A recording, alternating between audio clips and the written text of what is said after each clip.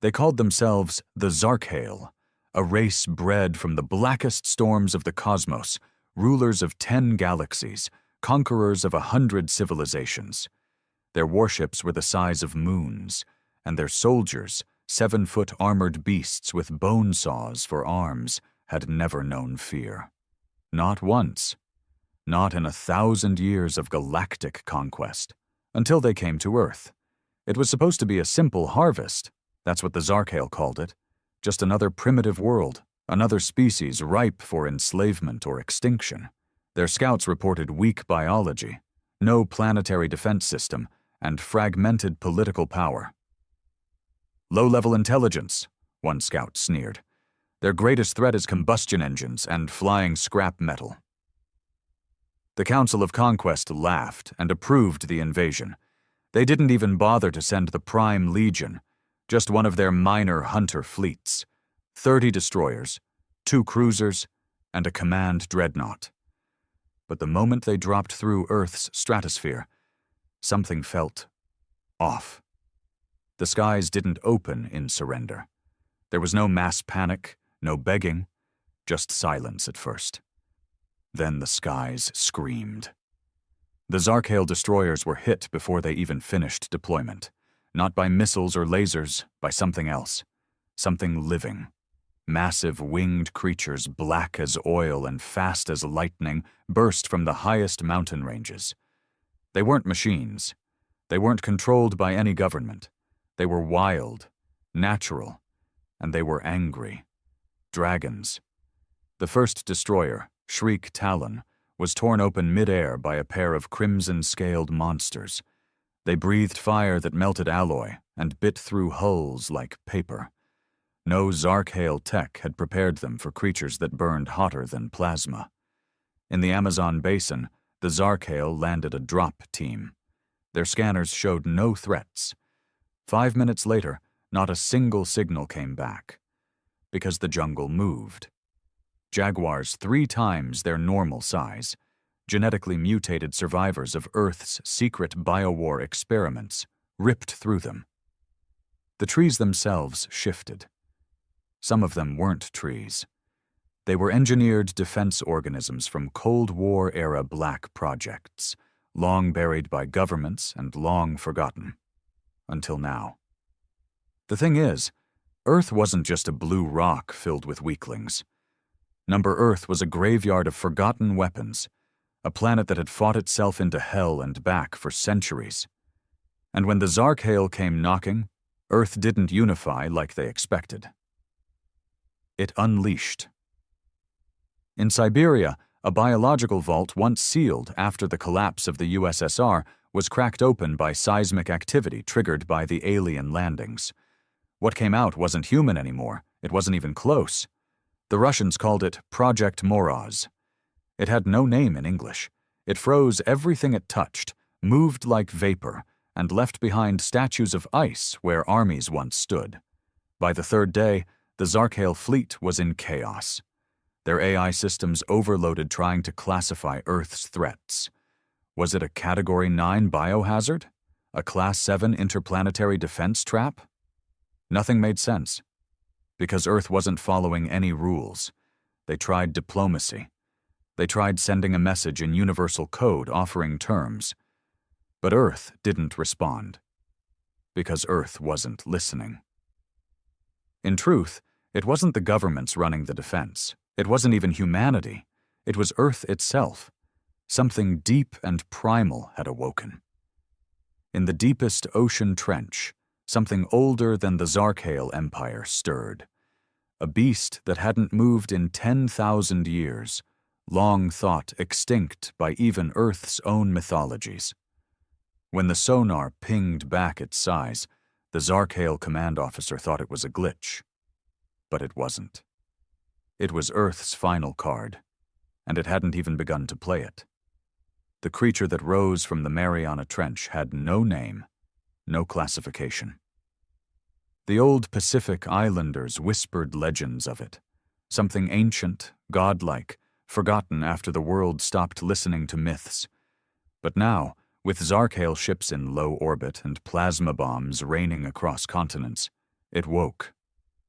Its body was miles long, its skin like the hide of 1,000 razors, shifting in and out of the visible spectrum. The Zarkhail dreadnought Bloodwarden detected it first. Their sensors screamed warnings, but nothing made sense. One moment the ocean was calm, the next it was gone, pulled into a black spiral that defied every law of physics they understood. Then it appeared. A single eye, wider than the dreadnought's bridge, blinked open beneath the waves. They fired everything: ion torpedoes, graviton bursts, solar lances, but the creature didn't bleed. It just moved. Slowly. Unstoppably. It came from below, dragging half the ocean's mass with it, and when it breached, it crushed the Bloodwarden with a single rise of its back. The ship didn't explode. It simply ceased to exist. Back on land, the chaos had spread. Human military factions finally realized they weren't in control of this fight. Some still tried. China launched its last orbital kinetic rods, massive tungsten god spears meant to vaporize anything in their path. But the creatures intercepted them. Not the dragons. Something else. Earth's sky had changed. A breed of airborne predators once thought extinct, massive, translucent-winged birds with hypersonic screeches, were intercepting the rods mid-fall. These weren't animals. They were engineered predators from an abandoned genetics lab in Kazakhstan, designed to survive a nuclear apocalypse, and now, somehow, reactivated. Nobody understood how Earth's long-dead nightmares were crawling out all at once. But they were. And they didn't care about humanity. They cared about the invaders. The Zarkhail tried regrouping at high orbit, thinking distance would buy them time to analyze, adapt, retaliate. But Earth's high orbit wasn't empty anymore. A global black site AI defense system, nicknamed Cerberus, had activated, likely triggered by the massive alien EM footprint.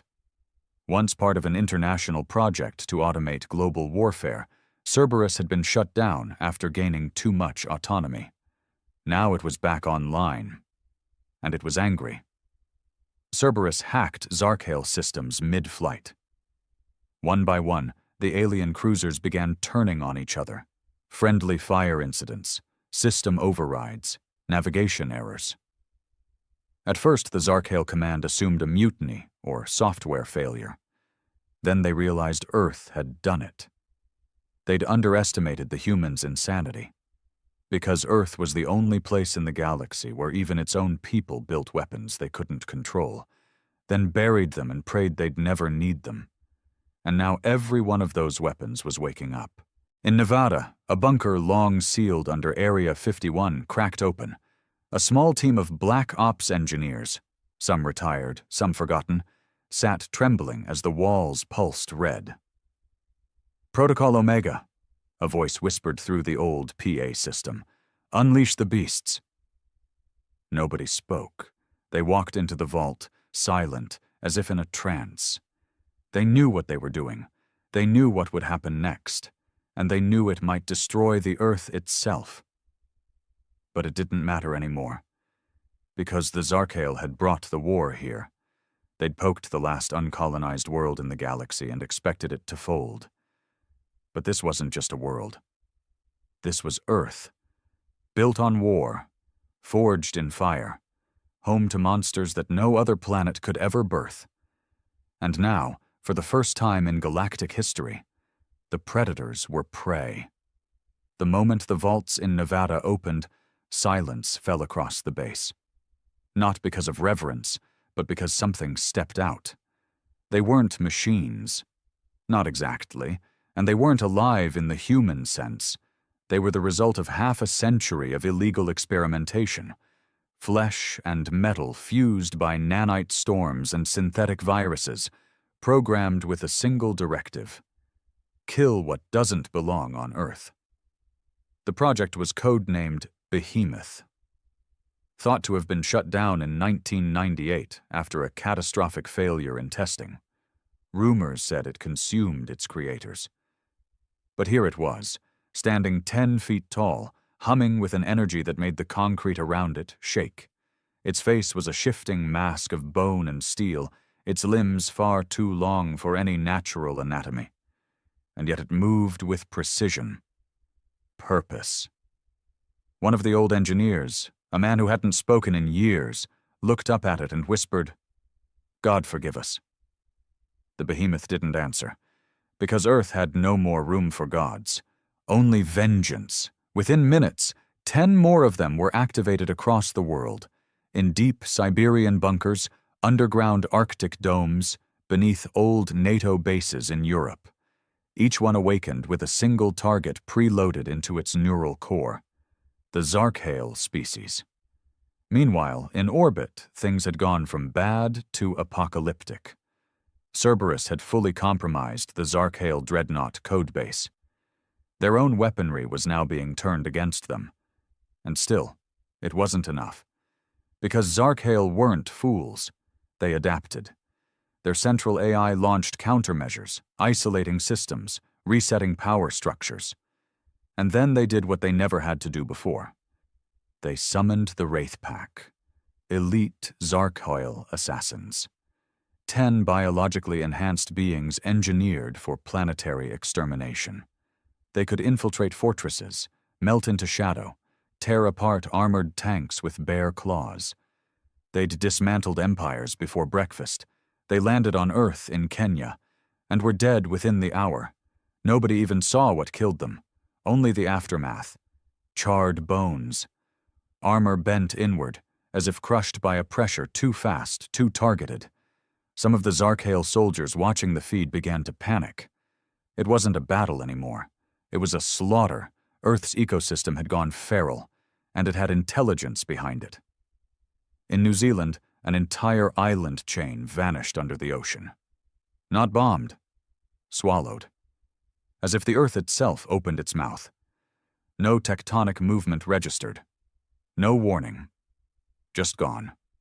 A Zarkhale scientist tried to study it remotely. He made the mistake of zooming in with a quantum lens. His brain hemorrhaged. He died screaming in 3 tongues. Whatever was beneath New Zealand didn't want to be seen. Back in the States, Behemoth 03, nicknamed Judah by its former handlers, walked across what used to be Arizona. Behind it, the sand turned black. The sky above it stayed clear, unnatural, as if the atmosphere itself was afraid to cloud its path. It didn't speak. It just moved, straight toward a Zarkhale forward base. The aliens had fortified the base with gravity shields and plasma towers. They were prepared for mass assault. Judah didn't care. It tore through the shields like they weren't even there. The gravity collapsed inward. Plasma bolts struck it but only slowed it down. It opened its chest like a blooming flower, revealing something biological inside, something still breathing, still screaming. Then it released a pulse. A wave of red light surged through the base. Zarkhale warriors began bleeding from their eyes. Their bones cracked in unison. The sound of it, wet, sudden, echoed across the desert. Then silence. Judah kept walking, as if it hadn't just murdered a battalion with a pulse. And yet, the Zarkhale still hadn't given up. They didn't understand surrender. Their empire had stood unchallenged for over 1,000 cycles. No species had ever resisted this hard. No planet had ever retaliated with nightmares. They made the call. The Exarch would come. The last time the Exarch entered a planetary war zone, it took 3 hours to cleanse the surface. He was more than Zarkhale. He was their evolutionary peak. Part machine, part god, all destruction. He would come. But even he had never faced Earth. And Earth wasn't done awakening. The Zarkhale fleet cracked open the stars to make way for the Exarch. He arrived not in a ship, but as a ship, a living construct of steel and biology that unfolded from hyperspace like a god blooming from darkness. His form spanned kilometers, laced in obsidian armor and pulsating veins of white-hot plasma. Eyes, not 2, but dozens, lined his face, some mechanical, some disturbingly organic, twitching independently as he scanned the planet below. He didn't speak in words. His presence was a frequency, a low, humming terror that spread across the Zarkhail fleet like a drug. His soldiers stood straighter. The dreadnoughts realigned. AI systems synced without command. The Exarch had come to end this. From orbit, he looked down at Earth. Not with contempt, not with curiosity, with calculation. He saw a wild planet, erratic, disobedient, but not invincible. Not yet. He would burn it down to its marrow. But Earth had already seen him coming. In the cold, forgotten desert of Kazakhstan, a facility that hadn't drawn power since 1984 shuddered to life. The ground cracked. Concrete peeled back. And from the pit emerged a single, towering humanoid, pale, slender, and covered in inscriptions that glowed blue like frostbitten skin. It had no name in any human language. In Project Archives, it was only called the Echo. Not built to fight, not meant to survive, it was created to end survival. A weapon designed to mirror any force used against it, perfectly. If you fired energy, it gave it back. If you used psychic manipulation, it reflected the pain. Not just defense, perfect vengeance. The Echo stepped into the light, eyes black and empty. The cold around it dropped in seconds. The sand froze beneath its feet. With no words, no control panel, it leapt straight into the sky, upward, past the clouds, tearing the air around it as it flew, straight toward the Exarch. Meanwhile, on Earth's surface, the war had mutated. The creatures weren't just attacking now, they were coordinating. Beasts from different biomes, jungle stalkers, Arctic terrors, aquatic leviathans, began moving together. They should have been killing each other, not working in unison. Yet they advanced with purpose, avoiding human settlements, targeting only alien positions. A group of surviving human scientists at a hidden AI hub in Finland watched satellite footage in disbelief. "This is not natural," one whispered. "They're forming a network, a hive intelligence." Another responded, pale and wide-eyed. "No. Not a hive, a council." That was when the earthquakes began. Fault lines worldwide pulsed, not randomly, but in rhythm. Deep beneath the crust, something ancient stirred. The crust flexed like breathing skin.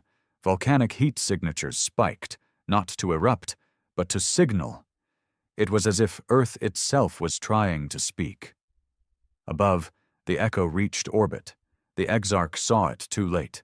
The two collided mid-stratosphere. The explosion lit up half the planet's sky. Oceans trembled. Clouds evaporated in the blast radius. For a moment, the world was blind. Then, from the smoke, both beings still floated. The Exarch bled light. Jagged holes ripped through his armor. But he didn't fall. He'd never fallen. He extended one of his 1,000 limbs and fired a concentrated gravity beam meant to collapse stars. It hit the Echo dead center, and the Echo absorbed it, and smiled. Then fired it back, twice as strong. The beam shattered the Exarch's side, ripping one of his spinal columns loose. He roared, finally, no words, just raw, ancient pain. From the Zarkhail fleet, terror pulsed. Soldiers murmured what they'd never dared say. The Exarch is bleeding. But the fight wasn't over, not even close, because deep in Earth's mantle something massive moved. Not animal, not weapon, not even alive by traditional standards. The world core, Earth's last defense, neither machine nor organism, but something forged by the planet itself. A construct of ancient tectonic memory and atmospheric will. It had slept since Earth's formation. Now Earth's pain had called it, and it was waking up. The planet groaned. Not the kind of groan that came with shifting tectonic plates or volcanic friction. This was different. It was sentient. Deep below Earth's surface, far beyond any mantle core boundary known to science, something ancient stirred like a titan waking from a coma. All sensors worldwide went dead. Magnetic fields twisted. Satellites lost orbit. Earth's crust didn't just shake, it throbbed like it had a heartbeat. And with every beat, a sound echoed through the hollowed deep.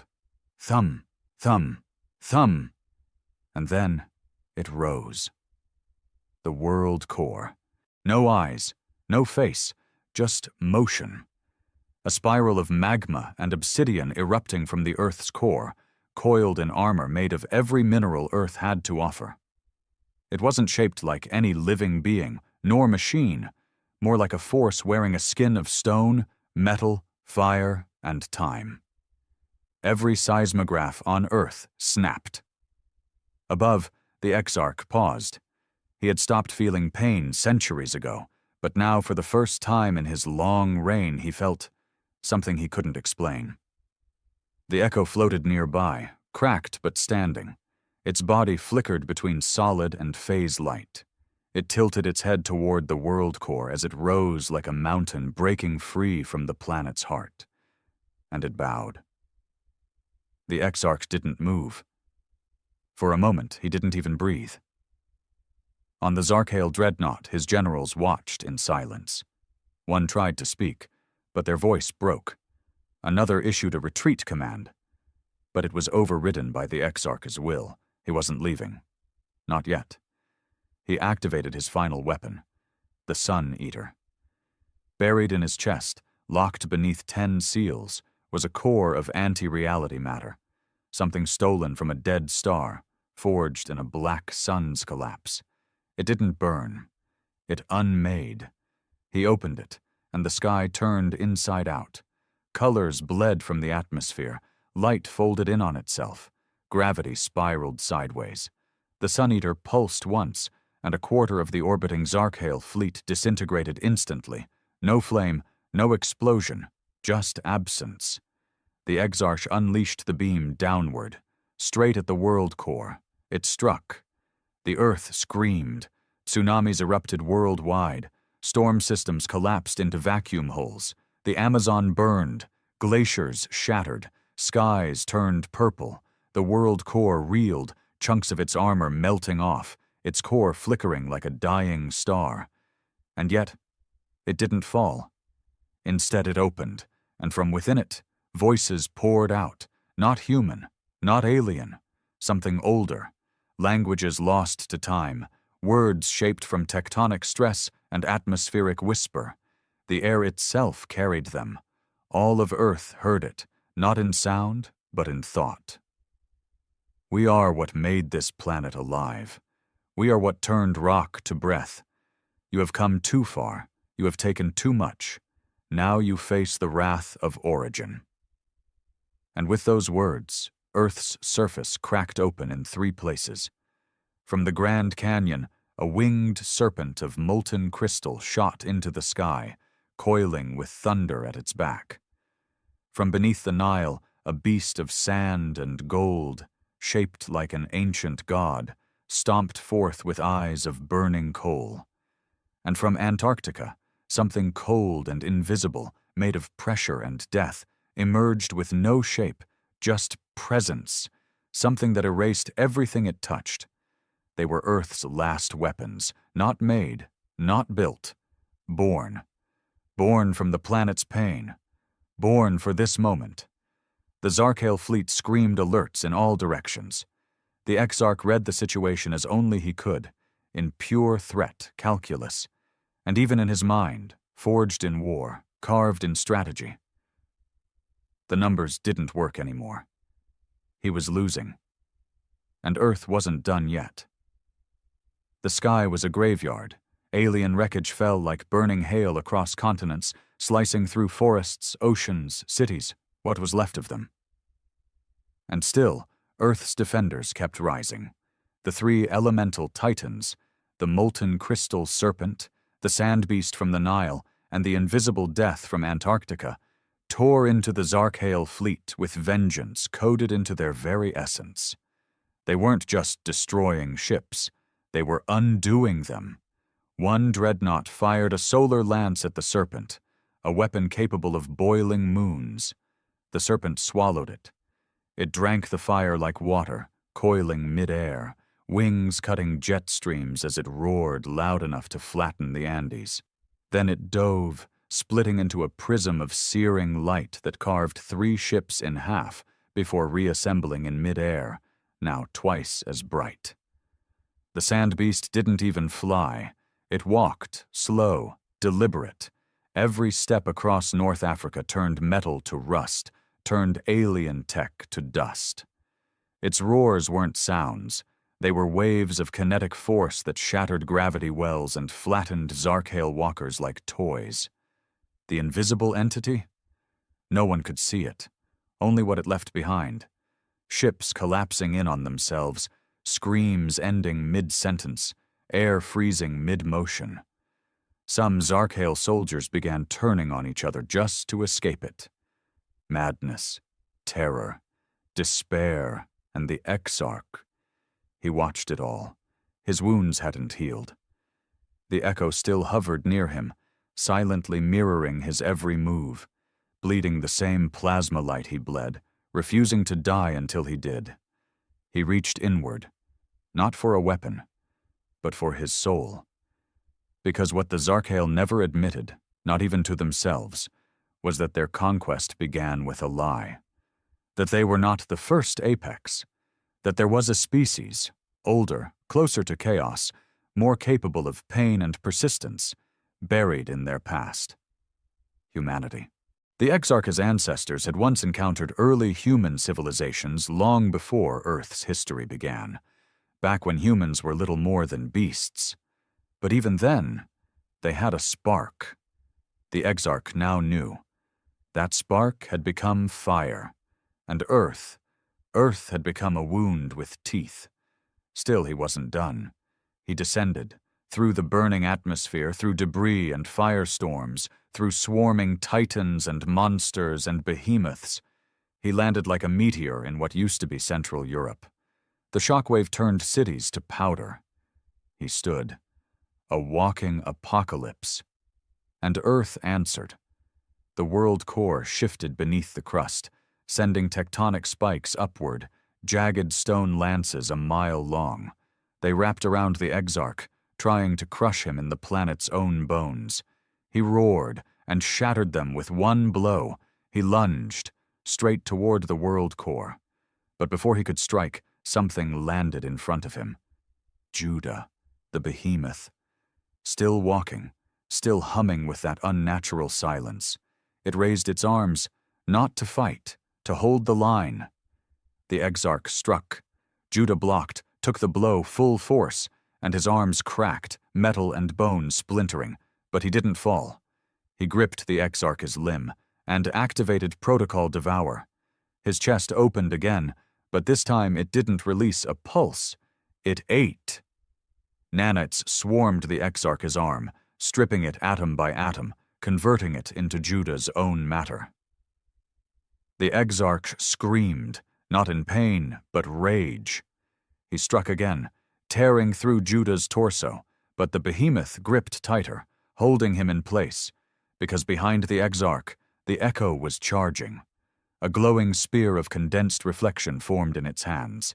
Every bit of power the Exarch had unleashed over this war, compressed and returned with perfect symmetry.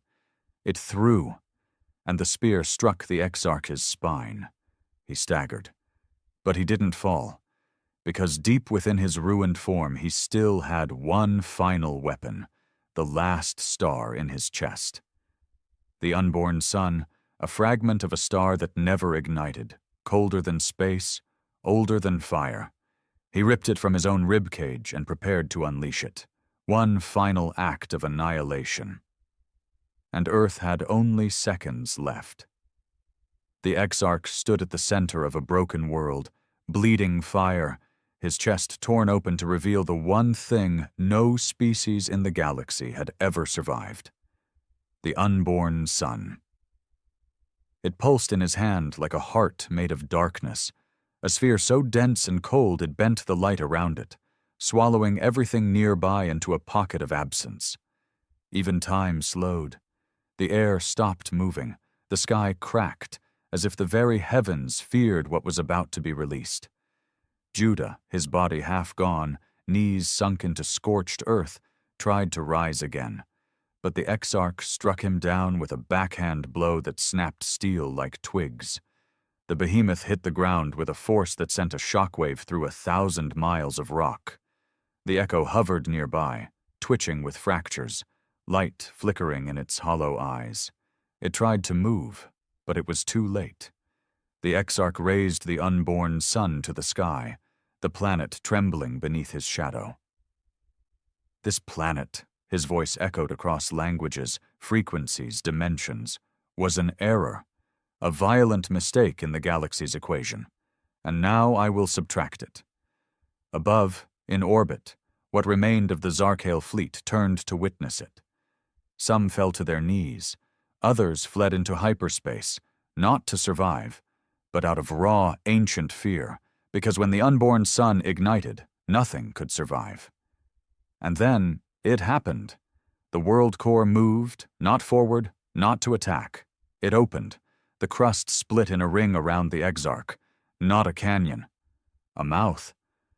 Lava spiraled upward in slow motion, suspended by gravity that no longer obeyed physics. The very soul of the planet was rising. Lightless, pure, molten intention, the Titans, serpent, sand beast, the invisible entity, gathered near its edges. They bowed, and from within the heart of Earth came a sound. It wasn't a voice, it was a heartbeat. The world core pulsed once, and the ground all across the globe pulsed with it. Volcanoes erupted in sync. Hurricanes paused mid-spin. The skies dimmed, not from clouds, but because Earth itself had shifted consciousness. The Exarch's hand trembled, just slightly, enough to matter, and in that trembling second, the echo moved. It launched. No words, no scream, just speed, blinding, beautiful, final. It slammed into the Exarch at the speed of re-entry, both of them vanishing in a collision of energy that split the sky and cracked the moon's surface from the echo alone. But it wasn't enough. The Exarch reappeared in the crater, hunched but alive, body torn, essence flickering like a dying star. His grip on the unborn sun wavered, but he held on. He would not be denied. Not after all he'd survived. Not after the billions he'd burned across the stars. He whispered, "Let them remember why we were feared." He prepared to release it. But then, the ground rose beneath him. Not soil, not rock, something else. Humanity, not soldiers, not armies, just people. Millions of them, across the planet, in bunkers, in ruins, in caves and ruined cities, stood. They didn't run, they didn't scream, they looked to the sky, and they held the line, not with weapons but with defiance. Children without homes, elders without hope, survivors with nothing left. But they stood, and Earth saw them. The world core pulsed again. This time the light was golden, warm. The serpents and beasts raised their heads. The behemoth, Judah, pulled himself upright, one last time, and the echo, bleeding light from every fracture, rose beside him. The unborn sun flickered, and for the first time, it dimmed. The Exarch faltered. No, because he saw something he hadn't in all his conquests. Faith, not in gods, not in victory, in each other, in the earth. The world core surged. A final deafening pulse echoed through the crust, through the air, through the sky. It struck the Exarch full force, waves of raw planetary memory, ancestral fury, and elemental vengeance. The unborn sun cracked in his hand and exploded inward. A black implosion swallowed him, crushing his form, his mind, his essence, everything. It didn't kill him, it erased him, wiped him from time, from memory, from space itself. Gone. And when the light cleared, the crater was empty. The sky was still. The war was over. Earth had won. Not with unity, not with perfection, not even with peace, but with pain, with fury, with the refusal to kneel. The beasts returned to their slumber, retreating to the deep jungles, oceans, and stone. The world core resealed, silent once more, as if it had never moved. The echo fell from the sky and crumbled to ash. Judah's body turned to stone and became a monument, and Earth breathed again. But it would never be the same. The galaxy would never forget. The Zarkhail would whisper of the world that fought back, the planet that bled monsters, the humans who stood beneath gods and did not break. And across the stars, one message would spread: never return to Earth. The world was quiet. Not the kind of quiet that follows peace, but the silence that comes after survival, raw, heavy, and full of ghosts. Earth had endured, but it hadn't walked away unscarred. Cities were gone, coastlines reshaped, skies forever altered. The air still buzzed faintly with radiation from the Exarch's final breath, and here and there, blackened ruins still smoldered. The world hadn't just fought a war, it had been rewritten by one. And yet, beneath the ruin, there was life. In the ruins of São Paulo, wild plants pushed through shattered pavement. In Japan, the sea had claimed half the land. But from the high ground, survivors had built new shelters from driftwood and salvaged alloy, telling stories by firelight. And in what used to be Central Europe, where the Exarch had fallen, nothing remained of him. No bones, no metal, no trace, not even in memory. People said they couldn't remember his face or what his voice had sounded like. He hadn't died. He had been forgotten. By Earth's will. The world core had sealed itself once again beneath the crust, dormant but ever watching. Scientists tried to trace its presence, but they got nothing now. The seismic pulses had stopped, the readings were clean. But they all knew it was still there, waiting. And the behemoth, Judah, his body stood as a stone giant where the Exarch had been erased. Covered now with moss and vines, his arms outstretched, still frozen in that final moment of resistance. Children climbed on him, elders prayed beside him, and those who had no words left just sat in the shade of his broken hands, in silence. The echo was gone. Its fragments scattered somewhere across the ionosphere, burned into orbit. No one dared try to rebuild it. They knew better. Some things are meant to rise only once, and the beasts, Earth's unleashed titans, they'd returned to the deep. The molten serpent was last seen descending into a newly formed chasm in the Pacific. The sand beast collapsed into the Nile's cracked delta and sank beneath its depths like dust. The invisible one was never seen again, but shadows lingered over Antarctica, and no one went near it now. Humanity had survived. But it wasn't the same species that had watched the skies in fear just weeks ago. In the aftermath, there were no governments, not yet. Borders didn't mean much when half the world was underwater or turned to ash. What rose instead were circles, groups of people sharing food, skills, protection, engineers working beside farmers, soldiers laying down arms to help rebuild bridges with their hands. No presidents, no kings, just survivors. And then the messages started coming. From deep space, other species, watching, listening, reaching out, not to conquer, but to apologize. The Zarkhail Empire had collapsed.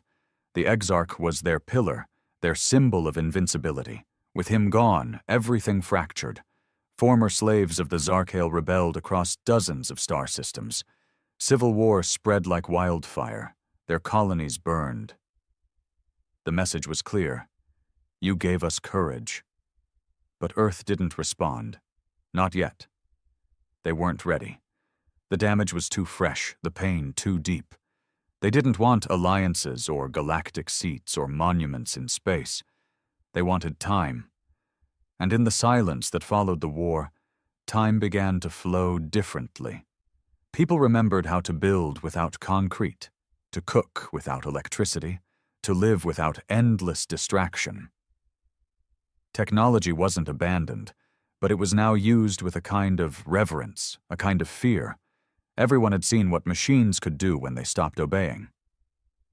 Cerberus, the rogue AII, had vanished after the war's end. Some say it shut itself down. Others say it still watches, waiting for its time again. But Earth had earned its myth. Children were raised on stories of the Exarch and the Echo, the Behemoth and the World Core, the day the sky turned red and the planet fought back. Myths, yes, but true ones. Stories mattered now, because they carried memory, and memory was survival. The last recorded image of the war was preserved on a device found half buried in ash near the ruins of Berlin. A drone camera. It had filmed the moment the unborn sun cracked, its final flash swallowing the Exarch whole. The footage was silent.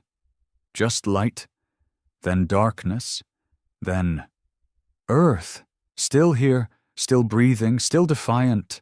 A single line was engraved into the casing of that drone by the survivor who found it. It wasn't a poem or a declaration, just a truth. They came as gods, we answered as beasts, and the stars remembered.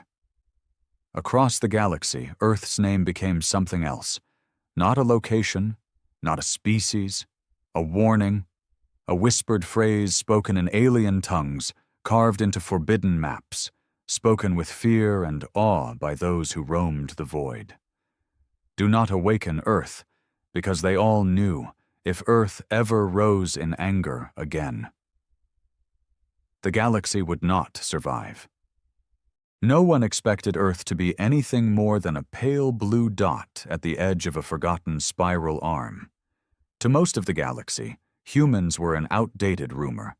Primitive, emotional creatures who had barely learned spaceflight before vanishing behind a self-imposed communication blackout. The Galactic Council had archived their coordinates centuries ago.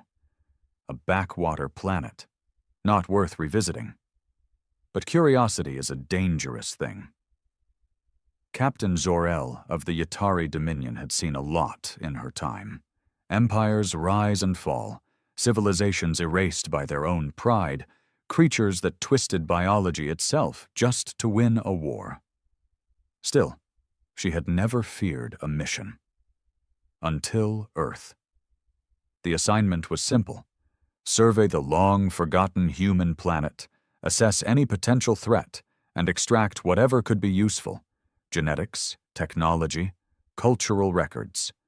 The Yatari didn't believe in waste. Her ship, the Valkyris, was one of their best. Advanced stealth plating, sentient AI, a military crew bred for subjugation. No one doubted they'd return. Some even joked about bringing back pets. They never made jokes again. It began the moment they entered Earth's orbit. The planet looked ordinary. Lush forests, wide oceans, scattered cities mostly reclaimed by nature. No visible energy grids, no sign of satellites. A dead world. Or so it seemed. "Scan complete," the AI hummed. "Minimal tech signatures, primitive life forms, no threat detected." They began descent. That's when things started to go wrong. It wasn't like any standard attack. There were no missiles, no warning shots, just silence. Systems began to glitch. Environmental readings scrambled, navigation spun wild. And then, crew members started hearing things, a low whisper in a language they couldn't translate. At first, they blamed interference. Then panic spread. One by one, soldiers reported hallucinations, memories that weren't theirs, visions of war, pain, betrayal. Ancient human suffering burned into their minds like a brand. Lieutenant Horrocks, a battle-hardened psionic, screamed and collapsed in the middle of the deck.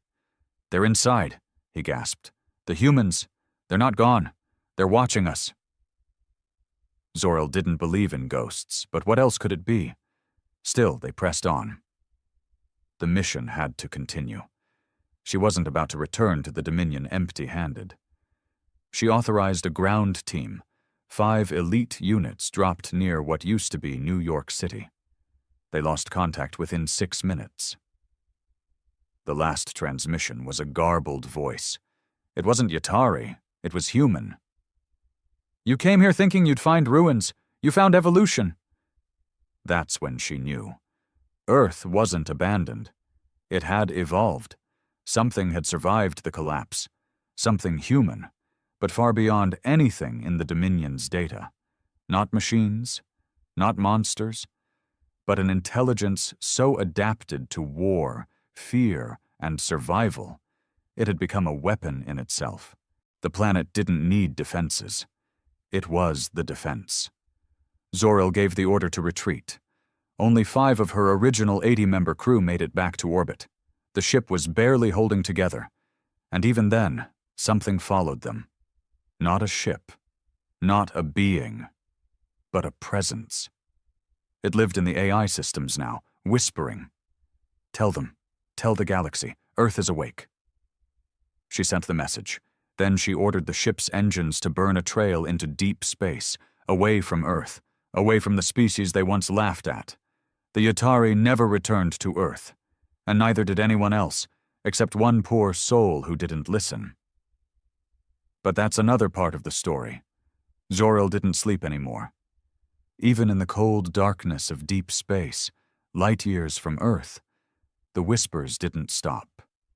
The AI systems, supposedly purged and reset, still glitched with strange human voices. At night, in the silence of her quarters, she would hear them. The screams of her crew, the static-laced laughter of something far older, far more cunning than anything the galaxy had faced. The Valkyries limped through the outer systems, damaged, half-mad, and shrouded in rumors. Ports refused to let them dock. Other ships rerouted when they detected the Valkyries approaching. Some called it cursed. Others whispered the word that was now spreading in black market communications and underworld forums. Humans. It was absurd. A primitive race that hadn't been seen in centuries. They were supposed to be extinct, wiped out by their own chaos. But the survivors of the Valkyries, the few that could still speak, told a different story. A terrifying one. Lieutenant Vren had clawed out his own eyes after leaving Earth's orbit, saying, "They show you things, not to scare you, but to teach you. Pain is their language, and they taught me everything." He hadn't spoken since. Zor-El submitted her report to the Dominion, but it was classified immediately. Sealed. Buried. She was pulled into a private tribunal. 10 high-ranking officials from the council, faces hidden behind shadowed visors, asked her a single question. "What did you see?" She tried to explain. About the whispers, the presence in the planet, the way it infected not through machines or biology, but through memory, through fear. It wasn't just about killing intruders. Earth had become a sentient crucible, a test of psychological warfare so advanced it bypassed logic altogether. "They evolved their suffering," she said flatly. "Weaponized it. It's not tech, it's instinct. They don't fight with lasers or brute force. They infect you with your own darkness." The council was silent. Then one of them said, "You're dismissed." No one ever contacted her again. She returned to her quarters aboard a new vessel, the Seraphine, assigned to desk duty and kept under surveillance. She knew too much, and yet they refused to act on her warnings. The Dominion didn't believe in fear. Arrogance was part of its design. But someone did believe her. Late one cycle, she received a secure transmission. No source, just a voice. Deep, calm, human. "They won't believe you. They can't. But we can show them." The message included coordinates, an asteroid belt in unclaimed space. She debated it for days, until the Seraphine's comms suddenly picked up a distress signal from a Dominion scout ship near those very coordinates. Same voice, same warning. Tell them, Earth is awake. Zor-El hijacked a shuttle and went rogue. She knew she was risking everything, her life, her rank, her sanity, but part of her needed to see it again, to understand it. Not just for herself, but for whatever remained of the galaxy's future. She wasn't alone. The coordinates led her to a gathering of others, refugees, mercenaries, former officers, all whispering the same thing. They'd been touched by Earth, not infected, not controlled, just shown. Shown truths so raw they couldn't go back to who they were before.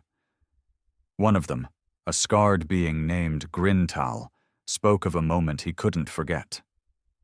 I was in orbit, watching a city burn itself alive through old human memory archives.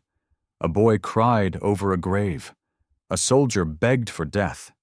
Then the voice said, "This is who we are, and this is how we win." It wasn't about warships. It was about breaking something inside you and rebuilding it in their image. Zor-El finally understood.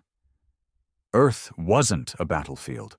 It was a proving ground, and it had just sent its first emissary into space.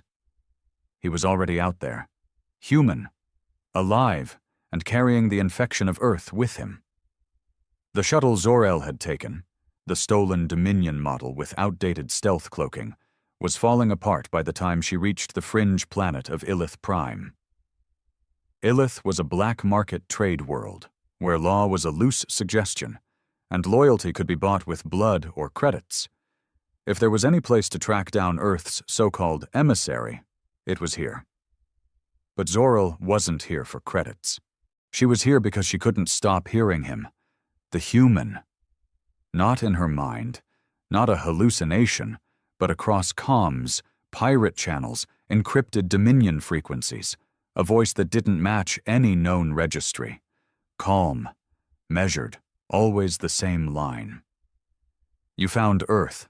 Now Earth will find you. The first night on Illith, she met with a contact, Tarn Kex, an old mercenary who owed her more than a few favors. Tarn didn't speak at first. He just stared at her with that half-mechanical eye, scanning for something. "You've been touched by them," he finally muttered, voice dry as dust. "You're not the first." "Then tell me where the human is," Zor-El snapped. Tarn leaned in. "He's not hiding. He wants to be found." That same night, 5 different mercenaries were found dead in a bar across the spaceport. No wounds, no sign of struggle, just terror frozen on their faces.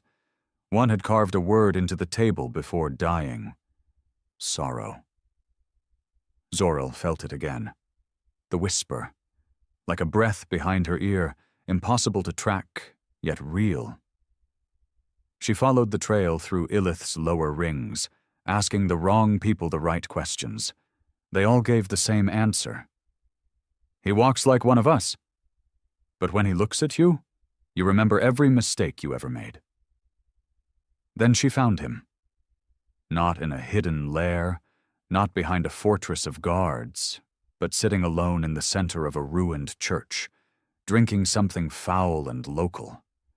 The air around him felt still, like even sound bent differently where he sat. He was human, but not as she expected. He wasn't enhanced. No armor, no weapons, just old, war-scarred skin, deep eyes that looked far too calm, and a presence so heavy it felt like gravity. "You're from the Valkyris," he said without looking up. She didn't ask how he knew. "What are you?" she asked, voice barely above a whisper.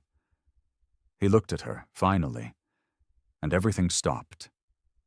In that moment, Zor-El saw her own childhood again, starving, training, rising through the Dominion ranks. She saw the faces of those she killed, the innocents, the bystanders, every lie she told herself to justify the blood. And then she was back. Tears had slipped down her cheeks without permission. He sipped his drink and said, "I'm the message." Zor-El shook. "Message for who?" "For the galaxy," he said. "For those who think humans were just noise and chaos. We weren't." She clenched her fists. "You infected us. You're a weapon." He smiled, but not with pride, with something else, something ancient. "Number Earth is the weapon. I'm just the reminder." Then he stood. He was average height, lean, nothing remarkable. But the air seemed to part around him, like even physics didn't want to get in his way. "You still think power is about domination, numbers, firepower. But humans don't win like that. We win because we break first, and then rebuild stronger. Every pain makes us sharper. Every fall teaches us how to rise." She stared at him. "Why now? Why come back into the galaxy?" He stepped past her. "Because the galaxy forgot us, and we remember everything." As he vanished into the streets, Zor-El stood frozen. Not from fear, but awe. She didn't know what scared her more, the human's words, or how much of them she already believed. The morning after her encounter with the human, Zor-El woke drenched in sweat, heart pounding like she'd run through fire. She couldn't remember the dream, only fragments of war and a face, his face, hovering just beneath the surface of her thoughts. She spent hours wandering the streets of Illith Prime, trying to shake the feeling that she was no longer alone in her own mind. People moved aside when she passed, not because they recognized her as Dominion, but because something about her now felt touched, different. Word had spread fast. The human had been seen. Some called him the Ghost of Terra, others the Memory Walker. But among those who'd survived contact, there was only one name whispered like a warning. Echo. Zor-El found herself muttering it under her breath without realizing. She knew this couldn't end with conversation. Not in a galaxy built on fear and dominance. The Dominion wouldn't rest until they understood what Earth had become. And they sure as hell wouldn't let a human walk around rewriting the mental balance of every species he encountered. So she sent a message. Not to the Dominion, but to the Bleak Circle, a shadow unit of bounty hunters and ex-military operatives too dangerous for politics. They didn't ask questions. They took credits. And if something could die, they could kill it. She didn't tell them what he was. Just gave a location and said, "Target is human. Highly unstable, dangerous." They arrived in less than a day. 6 of them. Fully armored, genetically enhanced, and carrying enough firepower to bring down a fortress city. She didn't go with them. She watched from a rooftop, her fingers trembling against the cool barrel of her rifle. Not to fire, but just to feel something solid. Echo stood in the middle of the alleyway where they cornered him. Calm, unarmed, same tattered jacket, same slow, patient eyes. The first soldier aimed. "Get on the ground!" He didn't move. They opened fire. And that's when everything stopped. No, not just gunfire. Time. Zor-El blinked, and the world around her warped, like gravity itself had cracked. The mercs were frozen mid-stride. Bullets hovered inches from his chest, suspended in air like raindrops in a storm. And Echo? He walked calmly between them, looking at each face, one by one. Not with anger, not with pity, but with understanding. Then the hallucinations began. Zor-El wasn't seeing Illith anymore. She was inside a memory, not hers. One of the mercs, a childhood home, a broken family, a decision that led to betrayal. And then another. Each mercenary was unraveling before her eyes, not from injury, but from remembrance. By the time time snapped back to normal, they were on the ground, sobbing, convulsing, broken. Not a single drop of blood spilled, but all of them shattered in ways no medtech could ever fix. Zor-El couldn't breathe. Echo looked up at her from the alleyway. He knew where she was. "You brought them," he said through the comms. Not angry, just tired. "You thought you could stop an idea." She whispered back, "What are you?" "I'm what happens when evolution goes inward." and then he was gone.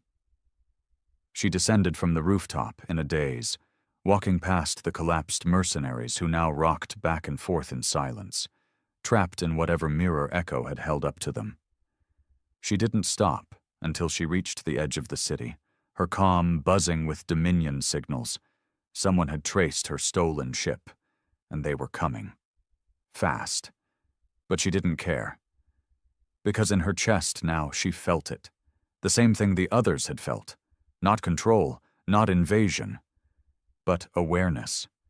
A crushing, undeniable clarity that every decision she'd made, every life she took, every command she followed blindly was hers to carry. Forever.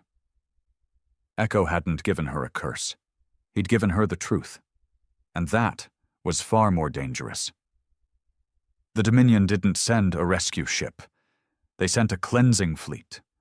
4 Dreadnought-class warships, 2 carrier bays filled with drone squadrons, a command vessel known only as the Silence. Its purpose was never about saving survivors. It was about erasing threats, silently, absolutely. Jor-El saw them arrive from orbit, their black hulls like bruises against the stars. She hadn't even tried to hide. She sat in the dust outside Illith's perimeter gates, still wrapped in her thoughts, still haunted by what Echo had shown her. They disembarked without words, sleek soldiers in black armor fanning out across the colony, scanning for her, for Echo, for anything out of line. Civilians were corralled, interrogated, silenced with a look. Jor-El knew the script. She'd written it once. Now she was on the other side of it. A Dominion officer named Commander Ress found her sitting there. His face was sharp, artificial, surgically enhanced for intimidation. His eyes weren't his, cybernetic lenses that read pulse rates and brain waves in real time. "You look tired, Captain," he said. "And guilty." She didn't look up. "Have you ever seen someone cry without water?" He paused. "Excuse me?" "Echo broke 6 trained killers without touching them," she said softly. "No screams, no fight, just their own regrets tearing them apart. That's the enemy you're chasing." He sneered. "We don't chase, we eliminate." She almost laughed. "You think you can kill a species with trauma as its weapon?" Ress stared at her for a long moment, then signaled the guards. "Interrogate her," he said coldly, "and broadcast her confession across the fleet." Jor-El was dragged to the Silence. She didn't resist, not because she was afraid, but because she knew, deep down, that this wasn't about her anymore. This was about what Echo wanted the Dominion to see. Inside the holding bay, she was hooked up to a neural interface, a standard interrogation tool. Painful, invasive, designed to extract memory and emotion by force. She'd overseen hundreds of them. But this time, something went wrong. The moment the probes connected to her synapses, the ship's systems glitched. Lights dimmed, the temperature dropped. One of the technicians screamed and tore off his helmet. "He's here!" he cried. "He's already here! Inside the ship!" The neural interface backfired. Jor-El convulsed, but not from pain, from memory. Her own, yes, but layered now with others. Echo was sharing more. She saw Earth's downfall, how humanity fractured, fought, nearly annihilated itself. And then adapted. Not through peace, not through unity, but through pain. They didn't evolve beyond suffering. They absorbed it, perfected it, wore it like armor. And when they realized the galaxy had moved on without them, mocked them, they didn't build ships. They built ideas, weapons made from stories, regret, guilt, memory, things no scanner could detect and no shield could block. Jor-El screamed, but not in fear. In clarity, when the vision ended, she was alone in the chamber. The guards were unconscious. The room smelled like metal and fear. Her restraints had been cut. A single message blinked on the wall monitor, etched in red. You can't kill what you've already made part of yourself. Echo had been here. Inside the ship. Inside the fleet. It wasn't about physical warfare anymore. It was infiltration of the mind. And if Echo had touched this ship, this crew, then the Dominion was already infected. Not with a virus, but with doubt, with memory, with humanity. Zor-El stepped into the corridor. All was quiet. The silence wasn't just a name anymore. It was real, thick, alive. She walked past rooms full of Dominion soldiers slumped in chairs, staring into space, faces wet with tears they didn't understand. Some whispered names, others whispered apologies. The rest just wept. Zor-El didn't need orders anymore. She knew what she had to do. She had to find Echo again, because if this was the beginning of humanity's return to the stars, then the galaxy was already at war, and no one had even fired a shot. Zor-El abandoned the Dominion ship before it tore itself apart from the inside. She didn't mean that metaphorically. By the time she made it back to the surface of Ilith, the silence had begun to drift in orbit.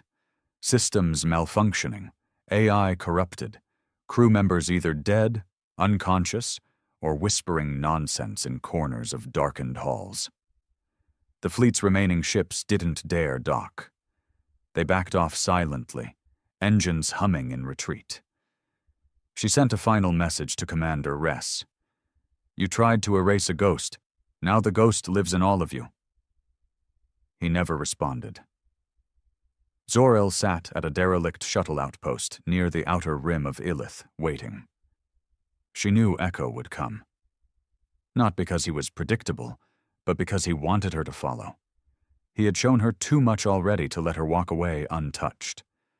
And deep down, she knew she wasn't following him anymore. She was becoming part of the path. A low hum filled the air behind her. She turned. Echo stood there, hands in his jacket pockets, watching her like he already knew what she'd decided. I thought you'd run, he said. I tried, she replied, but you were still in my head. He nodded, as if that was expected. Once you've seen the truth, there's no going back. The galaxy is built on lies, systems that protect order, not people. The Dominion, the Council, even the rebels. They all fear chaos. But humans, we were born in it. She stared at him. You didn't come back to conquer, did you? No, he said quietly. We came back to remind them, to let them feel what they made us into. Zor-El stepped closer. There's more like you? He chuckled. Not like me, worse. She felt a chill despite the heat. And they're coming? He didn't answer. He didn't have to. That night, Echo took her to a ship buried deep in the rusted canyon walls outside the city. It didn't look like much. Small, scarred, patched together with parts from a dozen species. But when he touched the hull, the door hissed open, and she realized it wasn't metal reacting. It was memory. Inside, the ship pulsed with energy, not from engines, but from something deeper. Stories, pain, rage, 1,000 voices whispering in languages she couldn't understand, but felt. He gestured toward the pilot's seat. You're not a soldier anymore. You're a witness now. You've seen what Earth became, and soon others will too. Where are we going? She asked. He smiled. To the center of the galaxy. Zor-El's heart pounded. The Council? Echo nodded. They built a civilization on fear of what humans might become. Now, they'll meet what we did become. She sat down beside him. The ship lifted into the sky, cutting through the clouds like a forgotten memory rising back to the surface. The stars welcomed them. Quiet, waiting, unknowing. And far beyond the known systems, in the dark corners of forgotten space, other ships stirred. Some large, some small, some that had been drifting in silence for decades, now blinking to life. Each of them carried someone like Echo. Each of them carried the same message, You found Earth. Now Earth will find you. And the galaxy? It wasn't ready. The Galactic Council convened in the Celestial Spire, a fortress suspended in low orbit above the neutral planet of Corvex Prime. The spire was more symbol than structure. Glass domes and steel towers spiraled high above the clouds, surrounded by defense grids and cloaked warships. It was supposed to represent unity across the stars, balance, stability. But inside, the council chambers were anything but stable.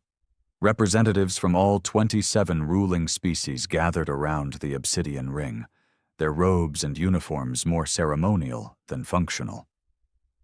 Tension buzzed through the air like static. The Dominion's chair was empty. Rumors of the Silence's collapse had already begun to leak, and the name on everyone's lips, spoken only in hushed, fearful tones, was human. Ambassador Shirel of the Kuthani Confederacy was the first to break the silence. "They're returning," she said, her voice thin but firm, "and not in fleets, not with weapons, but with something far more dangerous." The Varkon High Commander growled. "They've been extinct for centuries." No. This time it was Ambassador Threx of the Valari, a telepathic race who usually stayed above emotional debates. His eyes glowed faintly. They never went extinct. They went inward. And now something has awakened. Before more voices could join, the chamber's lights flickered. At first they assumed it was a malfunction.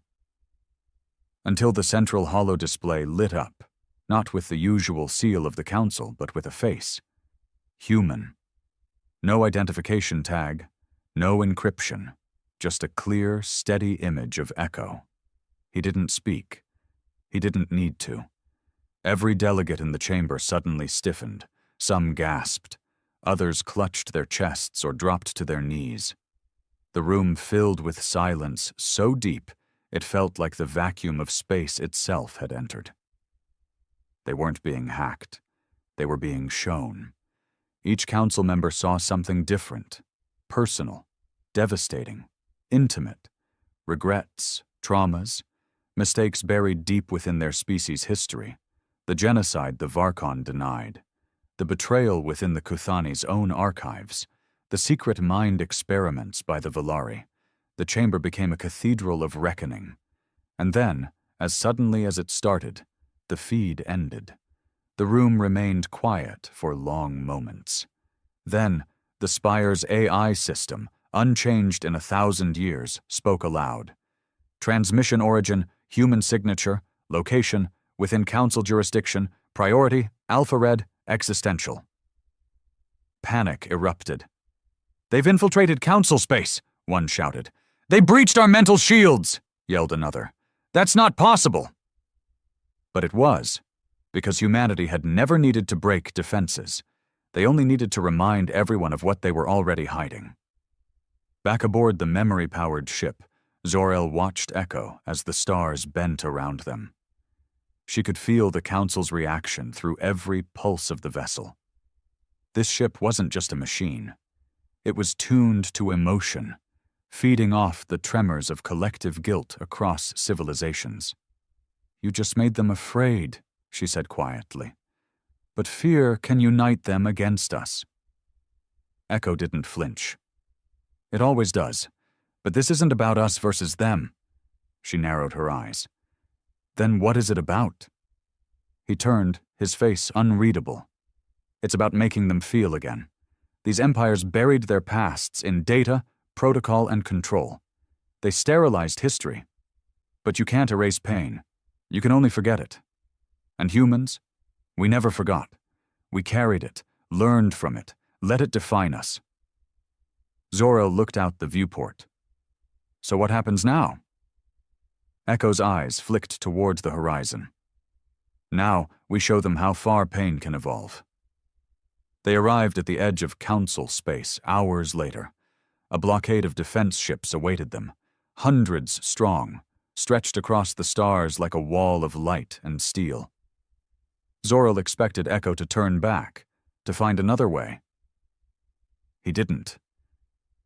Instead, he closed his eyes, and the ship responded. Not with weapons, but with memory.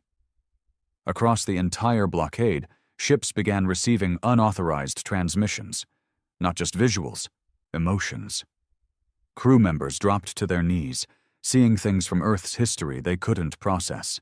The trenches of a world war, the mushroom clouds of ancient destruction, children hugging their mothers as the skies burned, protesters holding signs in the face of rifles, astronauts crying in zero-gravity silence. One Varkon captain shouted into the comms, "My crew's gone still. They're remembering things that aren't theirs." A pilot screamed, "I saw a little girl die and she looked at me like I was her father. Why?" Echo's ship never fired a single shot. It just moved through the blockade as if grief itself had parted the stars. Zoril sat beside him, stunned. "You're breaking them."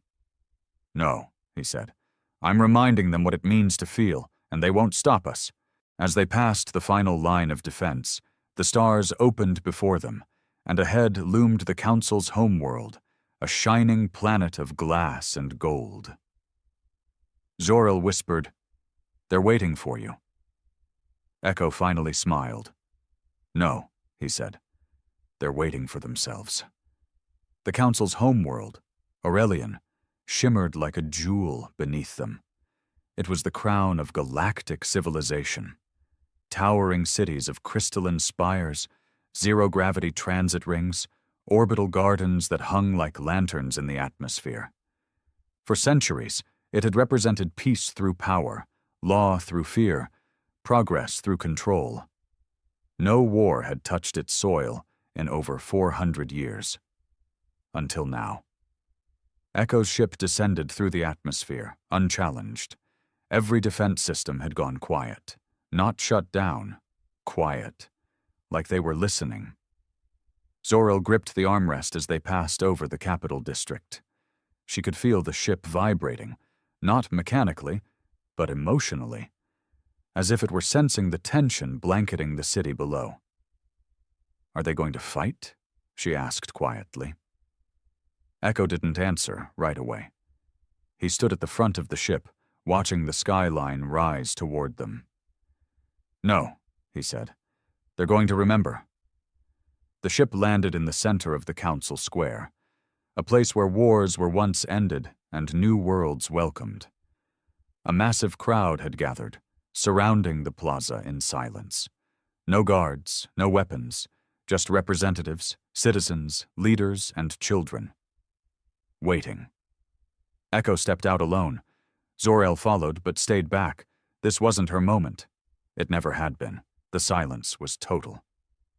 And then Echo spoke. He didn't raise his voice. He didn't shout.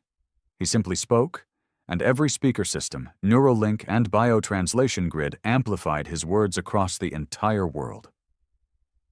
"Do you know what made humans dangerous?" No answer, not even a whisper. "It wasn't our strength," he said.